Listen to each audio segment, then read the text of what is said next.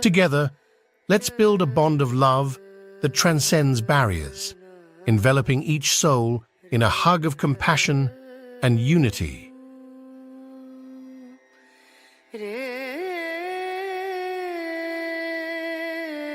That's because you don't have the right color of the skin.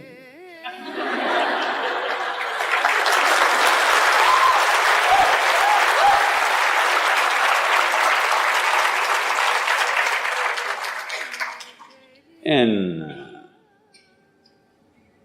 I've been talking about this for 40 years, all right? And I have seen hundreds and thousands of people who just become healthy and well simply because they're not fueling up all the time when the tank is filling. In the yoga center, everybody eats at 10 o'clock in the morning and at 7 o'clock in the evening. Our lives are very physically active. There are no automobiles inside the ashram, it's a large place. Everybody either walks or cycles. Even if you have to go to the dining hall, it's a kilometer. If you want to go to your workplace, it's half a kilometer, 1 kilometer, like this. All the time, people are physically active. So everybody is very hungry. By the time it's 3:30, 4 o'clock in the evening, they're extremely hungry. But we learn to live with that because hunger, empty stomach and hunger are two different things.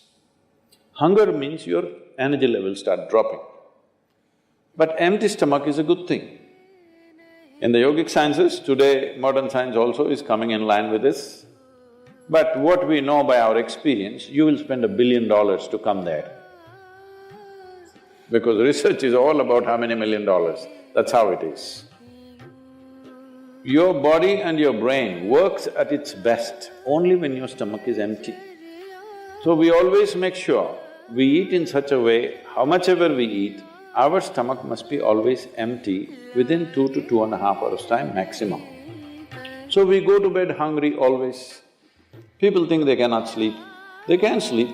On an average, for 25 years on an average, I slept only 2.5 to 3 hours. These days I'm getting little lazy and sleeping anywhere between 3.5 to 4.5 hours in spite of the level of travel that I have. When I say level of travel, if I say my level of travel in the next few days, you will fall off your chair. Yes? Should I tell you? No, not necessarily. Because in the next 10 days, I'm in 5 different countries doing I don't know how many events, all kinds of events. So, you're able to keep this up simply because you don't overeat. It's very, very important. Everybody eats 2 meals. I generally eat only 1 meal, 4:35 in the evening, because I don't like to sit in front of the plate and worry about how much to eat. I like to eat well. So, 4:35 in the evening, if I eat a meal, it's only next day. Is this enough? Am I looking okay? Hello? I'm not looking like your patient, isn't it? I'm not going to come to you because any correction and purification that needs to happen in the body, your stomach needs to be empty, it's very, very important. Otherwise, the purification on the cellular level will not happen. You pile up things and then you have all kinds of problems. The first thing is inertia in the body. Inertia means there are many levels of inertia. If you don't notice all that, the amount of sleep that you have is inertia. All of you have come here to live or… Hello? To live, right? Not here, I'm saying into this life. You want to live or… The intention of life is to live, isn't it? But because you talked about American doctors, this is all being picked up here also. All American doctors say minimum 7 to 8 hours you must sleep. So that means 1/3 of your life you must sleep. Another 2, 3 hours, 4 hours goes in bath, toilet, eating, this, you know. So literally 50% of your life is just maintenance. Suppose you have a vehicle, You have a motorcycle or a car, if it goes to service 1 day in a month, all right to keep it. If it goes to service 15 days in a month, this is a nuisance, isn't it so? Most people have made their systems into a nuisance because their own body is a big impediment in their life. Anything they want to do, their body will not allow them to do. So in this there are many aspects. One important aspect is people are eating much more than what they should eat. Simply because they have been told, you must eat more, otherwise you will become weak, this, that. No, it is the way you keep your body. Today everybody is trying to work towards a fuel-efficient car, motorcycle, everything. This means what?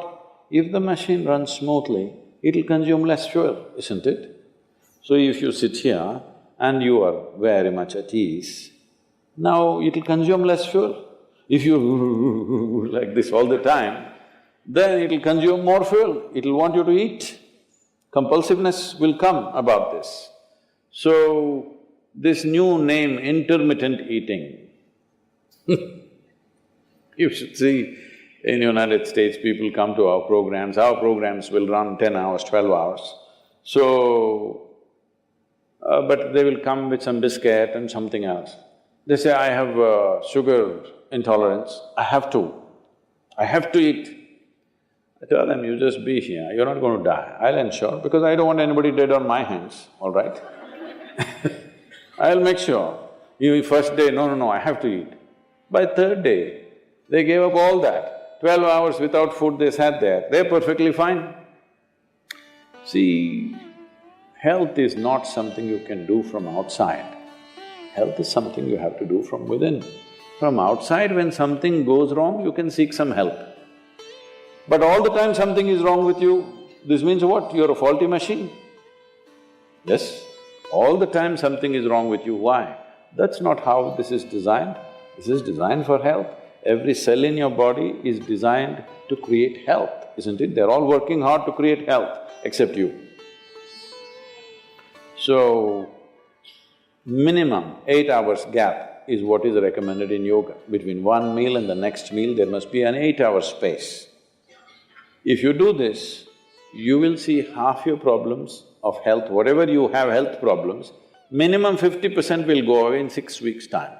If you do certain other things which may right now seem little extreme to you, if you have a little yogic practice, something meditative within you, then you will see 90% of your problem will go off. 10% if it still persists, we can treat it.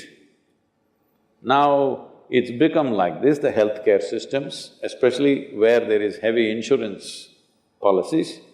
People are eating and drinking all kinds of rubbish, go to the doctor and say, fix me. This is not how it works. She said, I hear that monks are looking for shelter in many homes. Why don't you come and stay in my house? Gautama said, if she's inviting you with so much affection, you must go stay there. Then people saw, see, he's gone. Gautama, the Buddha, with a large group of his disciples who was continuously traveling, made a rule that during the monsoon season, those 2.5 months, you can stay in the same place. The rule for the sannyasis or the monks who were with him is you should never stay in any place for more than 2 days. Normally, the monks were sheltered in many homes. So this rule he passed, more than 2 nights you don't stay in one house because it will be too much of a burden for the host. They are housing 10 people, you don't stay there for a month. 2 days, it should have been 1 day. 2, because you have walked a long distance and come, bit of recovery time. But during the monsoon season, he said, up to 2 to 2.5 months you can stay in one place because walking through the jungles of that region during the monsoon season would be treacherous and many would lose their lives. So this is a time like that, they stayed in a large town and they were spread across in many homes. The monks went out to get their alms from the people, Ananda or Ananda Tirtha, as he was known, who happened to be Gautama's elder brother before his monkhood, went out and there was a courtesan or a prostitute in the town. She gave him alms, looked at him, a handsome young man, tall and straight. She said, "I hear that monks are looking for shelter in many homes. Why don't you come and stay in my house?" Another said, "I have no issue, but I must ask the Buddha as to where I should stay." Then she became really taunting. She said, "Oh, you're going to ask your guru? Go and ask him, let's see what he says." So Ananda brought what he had collected for the day. Gautama was sitting, he came and placed it at his feet, and everybody is supposed to find food and shelter wherever they go. Ananda asked, "Like this lady is inviting me, can I stay there?" Gautama said, "If she's inviting you with so much affection, you must go stay there." The townspeople who were sitting here, they said, "What? A monk is going to go and stay in a prostitute's home? This is it." This spiritual process has become corrupt. Gautama looked at them and said, "Why are you so worried? The lady is inviting him. Let him stay, what is the problem?" They all started getting up and started shouting. He said, "Wait, I am on this path because I see this is the most powerful way to live. Now you're telling me her ways are more powerful than my ways.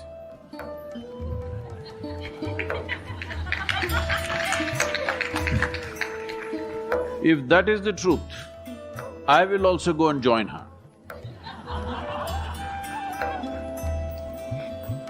I am here because I see this is the most precious and powerful way to exist. If you think her ways are better than mine, I should also go and join. Because if you're a true seeker, that's how it should be. If you found something much higher, you go for that." Then people shouted and many of them, of course, leave. Then Ananda went and stayed with her. Monsoon time, because of rains it gets cold, monk is wearing a thin habit. So she gave him a nice silk wrap. He covered himself. Then people saw, "See, he's gone." She made nice cooking and gave it to him, he ate. Then in the evening she danced for him. He sat, watching very carefully, with utmost attention. Then when they heard the music, this is it, finished. Things went on. When the time was up, when the rain stopped, when it's time to move, Ananda came to Gautama along with a female monk.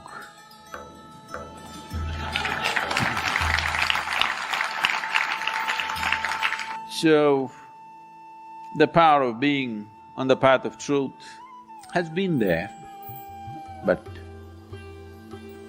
has been many times at its height, but never got mainstreamed. I see that today, because of our ability to communicate, because of the tools of technology, the natural longing, the innate longing in a human being to find truth. This is not a thought thing. This is not something that been taught to people that you must seek truth. It is natural for human intelligence to seek what is highest. If you are given an option, any human being, given an option, either to be here or there, he will always say, "I want to be there." Right now he may be caught up here, but aspiration is to go to whatever is the highest. It is just that we have to show him that there are better highs than getting drunk, there are better highs than drugs, there are better highs than being caught up in social drama, there are better highs than being better than someone else. We just have to show it to him, we have to make him understand there is a better high. Forever, many sages, saints, yogis, gurus have been doing this. But as I said, they were gentle people. They didn't have a voice like me.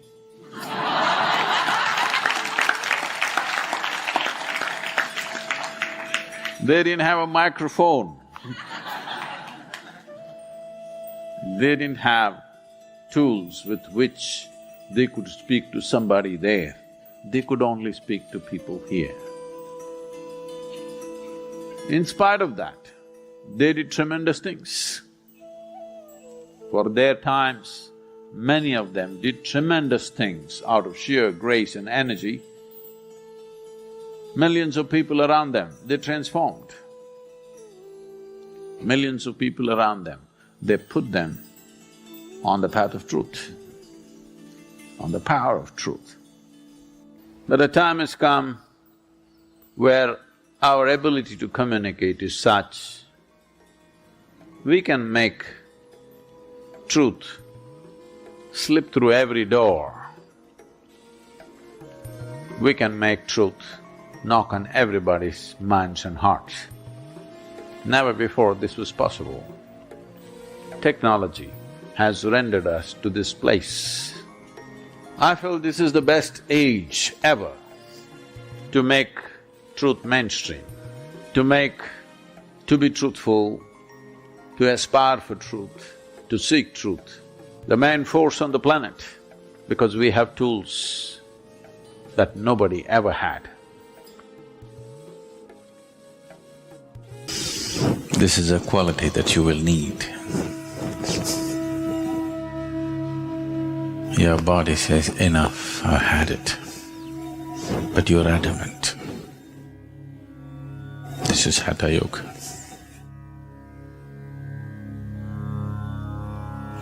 Your mind says, I give up, I can't do this anymore. But you are adamant, you simply do it. So Hatha Yoga is about creating a body which will not be a hurdle in one's life. It will become a stepping stone, but not a hurdle, not a roadblock in one's progress of blossoming into his ultimate possibility.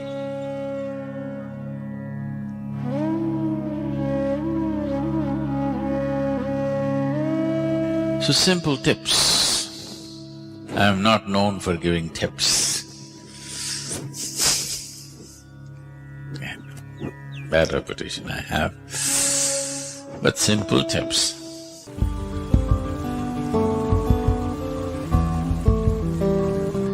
In the yogic culture, a shower, there was no shower. Bath always meant dip in the river. They always went to the river, dip, come out and do it. If you do this, your muscles will be good. So, an alternate way of doing it is, usually in our homes, the pail that we use to pour water is this big. At least it has 4 liters of water. If you do this, the whole body, that's it, always… I'm not going to insist on this for the ladies, your hairstyles and everything, but always a bath means the first pail of water is on your head, always. Putting cold water on your body will shift the heat into your brain very rapidly. It should not happen. So this is why those who don't want to wet their hair, at least should take a little bit of cold water and put it, there's a point here, in line with your ears, here. At that point, you put little cold water, immediately you will see a certain cooling happens in the head region. After that, you can have bath with just the body. But otherwise, you always… the first pail of water is over your head, not on your body.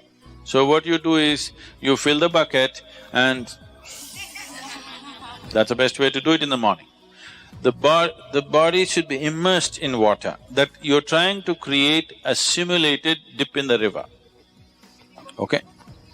At the same time, the whole body should be At least the skin should be covered in water at the same time, not like this, like this, you know.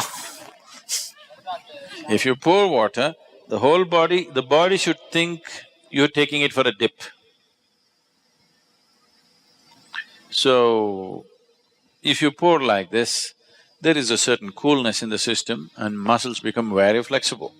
Shower can do it too. If the shower is forceful enough, or at least if the volume of water is good enough, shower can easily do that.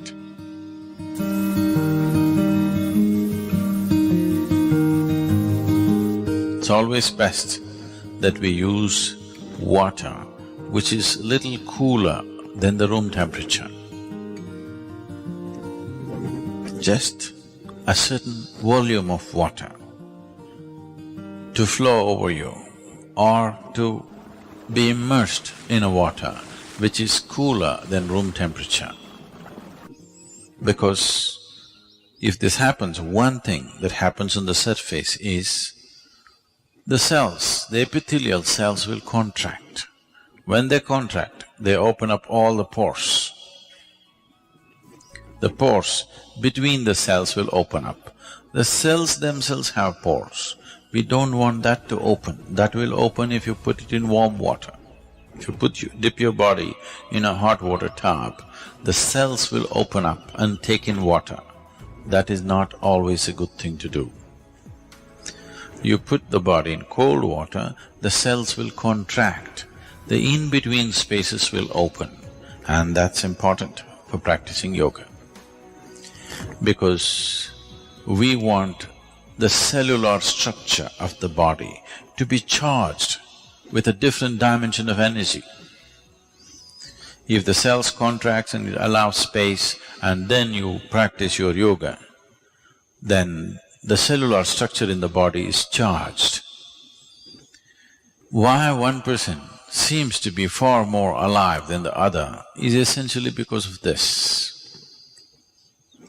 And once your cellular structure is charged with energy, it will remain youthful for a very, very long time. When people are thinking, why the old bugger is still not dead, you still feeling like you're 25.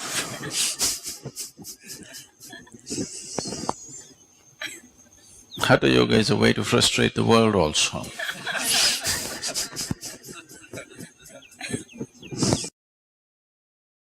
So, water which is cooler than the room temperature. In India, it is in South India at least, it's not so much of a problem. The water is always in that temperature, ideal place. But if you're in a colder country, if you're in a temperate climate, the water may be too cold. That is not good. The water must be, let's say, within 5 to 8 degrees centigrade lower than the room temperature, not more than that.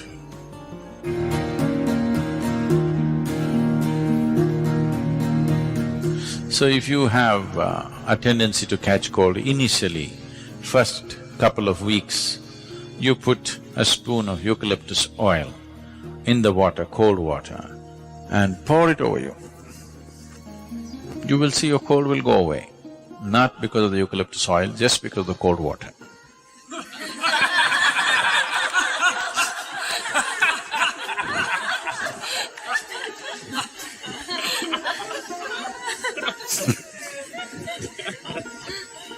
If you have an infection and something else where excess mucus is being generated, that needs to be treated differently. But as I said, the water should be just somewhere 5 to 8 degrees below room temperature, not an excessively cold water, no.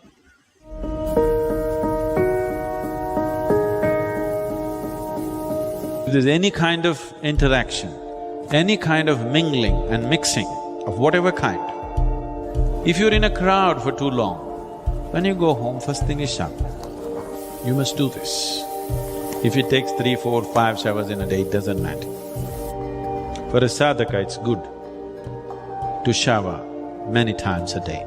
You shouldn't overdo it, but There were times when I used to shower minimum 5 to 7 times a day. Now it's come down to maybe 2 definitely, sometimes 3. 2 is a must for you. More is good. Any kind of physical contact happens with somebody, a period of more than let's say 6 minutes, if you're even holding somebody's hand, before you do yoga, it's best that you have a shower. This is not a cleansing thing. We are not trying to clean the body, that's not the point. It's not because somebody is impure, you're trying to clean your body. Yoga is a way of organizing your energies into an individual. So if any kind of transaction happened too much, if I come and sit in a program, I'm not even physically touching anybody. If I sit in a program for 2 to 3 hours, first thing is shower. Because just the interaction creates a certain amount of… the integrity of your energy becomes little loose. So at any time, first thing when you go home, shower.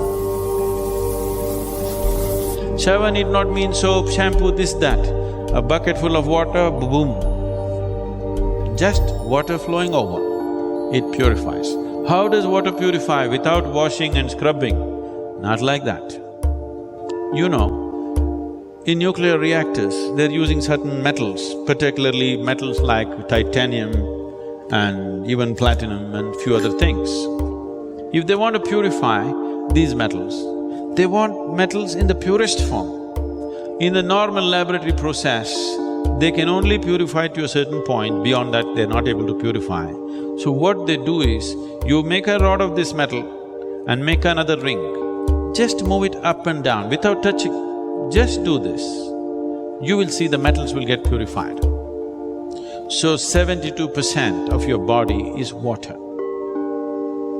You just throw water over this, there is a certain purification. Not about washing the dirt on your skin, that is anyway there, that's a different thing. But a certain purification on a deeper level happens, just allowing water to flow over you. Have you seen, suppose you are very tense on a particular day, when you go and stand under the shower, you don't want to come out, you want to just stay there for some time. Those 3 minutes or 5 minutes in the shower hasn't solved any problem in your life, but when you come out, it looks like it's gone. You're like born fresh. Have you noticed this? You feel it's all gone because all that's happening is, this is largely 2/3 of it is water. If just water flows on this, certain things will change.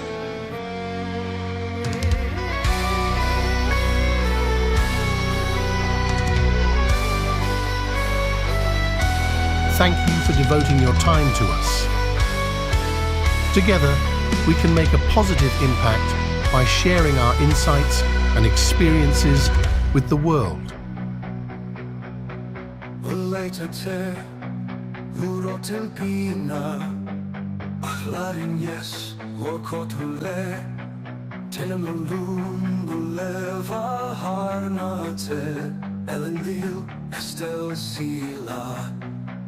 Across the waste of burning plains, think of the road with wrath untamed. His steed like thunder through the dust, a sacrifice that fate proclaimed. His eyes aflame with a light so wild, like fire in the valor's breath. Through Angband's gates he stormed alone to meet his fate in glory's death. The sons of Fëanor, driven lost and in the noble's grim defeat. With shattered hope and fury's call, he charged along to Morgoth's feet.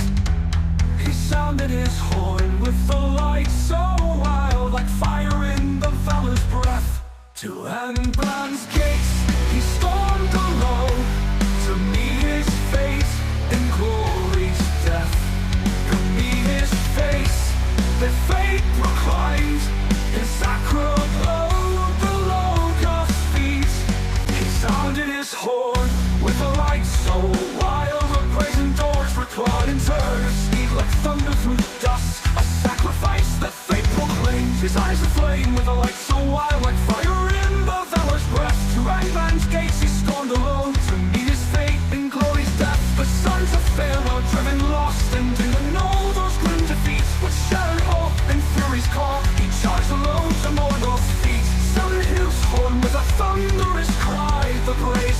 crucified in turn, and called the Dark Lord forth to fight, with a rage that none could spurn. Under blackened skies they clash in fire, a dance of steel, a test of wills. In every blow, a hero's pyre, as blood meets stone, the earth stands still. The hammer fell from heights, a force of doom and boundless hate. But Fingolfin, swift as a striking hawk, evaded death, defied his fate. His silver mail and crystal shield, they glimmered bright against the dark, like a lone star's defiant light, a guide through shadows cold and stark. With every swing of Ringo's blade, the giant trembled, strength unmade, by a king who dared to stand alone, who knew the weight of choices made. 7 wounds he dealt that night, 7 cries rang out in pain, as Angband's hosts looked on in fright. They fell to earth like sudden rain. The ground, the blackened skies, they clash in fire, a dance of steel, a test of wills. In every blow, a hero's pyre, as blood meets stone, the earth stands still. The ground gave way to pits of grief, beneath Morgoth's iron tread. Yet still the elven king arose, though wounds ran black, his courage bled. With one last cry he swung his blade, and healed the Dark Lord's wicked heel. The blood poured forth a burning shade, unlocked no time to